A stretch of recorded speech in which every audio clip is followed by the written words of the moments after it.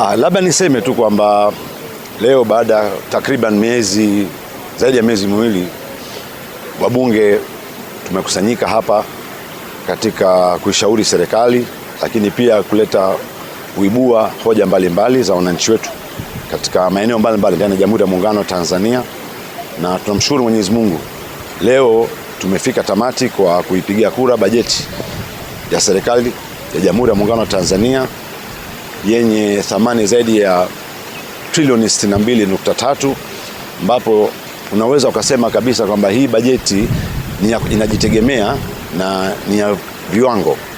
Lakini kubwa zaidi, nimefurahia pia kuona kwamba kuna zaidi ya trilioni 1 itatumika katika kusambaza madawa kwa ajili ya wananchi katika maeneo mbalimbali.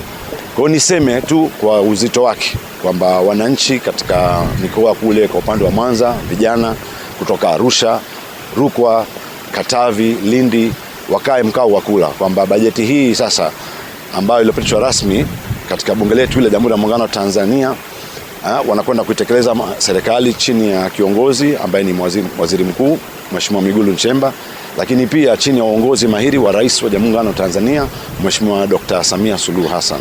Kwa kweli sisi kwa upande wetu, pia mimi nikiwa mbunge kupitia Baraza la Wawakilishi wa mbunge kutoka Zanzibar, niseme tu kwamba naamini na sisi pia kwa upande wa serikali yetu ya Mapinduzi ya Zanzibar kuna faida nyingi tutakazopata.